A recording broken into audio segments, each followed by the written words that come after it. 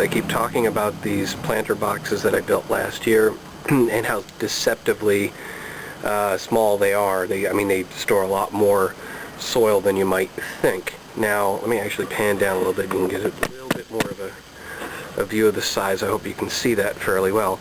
And this is a typical 8-inch pot here. Now, right off the bat, you can see if I put them right next to each other, you can see the box is a little bit taller.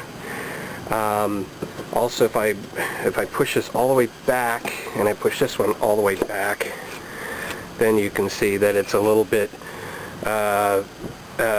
deeper front to back. So that alone should store more soil. But the other thing to note is that the 8-inch pot, which I'm going to move here because I don't want it to fall, it is tapered.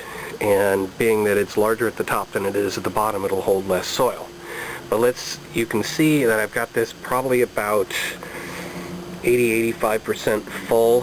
So what I'm going to do is pour the soil out of here into there, and let's see how many times I fill it up. You know what, I'm just going to go ahead and do it and then show you when I'm done. Okay, I didn't want to show you live because it gets a little messy trying to pour this stuff, and I'm sick, so I'm a little less coordinated. But you can see I've already got this one full, so what I'm going to do is take this and empty it out right now. I have a bucket next door. And you can see I actually spilled a little bit there, so it's not a perfectly accurate representation, but now if you look in the box, it's at about the halfway point. So I filled this up, and that was maybe 30-35%, maybe let's be generous, we'll call it 40-45% of this box landed in there. So let me do it again and see where we end up. Okay, that's twice I've filled this pot. Let me empty it out again.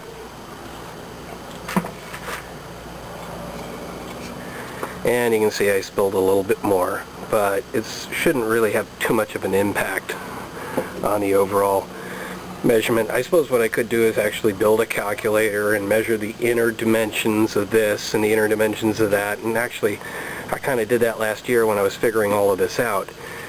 But I've already filled this twice, and you can't really see it too well. Let me see if I can tip it forward for you.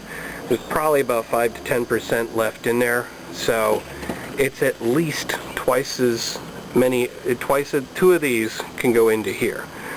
So that's quite a bit of soil, and if I compare this way, you can see that the 8-inch pot is actually wider than the box.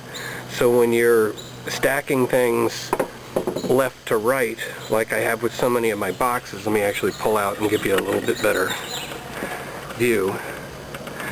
Where I have so many of my boxes here, when you stack them like that, you can fit quite a bit more. And I suppose if you're stacking it differently, if you're not thinking left to right, then it might give you might have a different result, but you could also design the boxes differently. The nice thing about it is boxes are not too much taller than this. In my case, I built this whole shelving system so that from the outside this kind of looks like a picket fence. Let me give you a quick view of that. So there you go, you can kind of see the picket fence effect that I'm talking about. Now, if you're thinking that, what if the soil gets compacted? Actually, when I started to empty this out, I did find out that the soil was a bit compacted. It was probably, like I said, 80-85% full. But that wasn't, I actually hadn't filled it to the top. I had started filling it, and I hadn't decided what plant to put in there. I finally know which one I want to put in there. Basically, you'd have the same sort of argument for this, that once you fill it up and you plant something and then the dirt settles, then you might want to fill it up again. So it's the same sort of argument. Basically, what it boils down to is this holds about twice as much as this, and in almost the same overall space. But actually, if you're going left to right and putting these boxes next to each other, then it's actually taking up less space, and after you put a number of boxes together, you can fit another box in. Plus, you have the benefit of having more soil in the box, which is more room for the roots to spread out. Well, not spread out left to right, but they can go down a little bit further. So there's some benefits to having these boxes, and they're actually pretty simple to put together.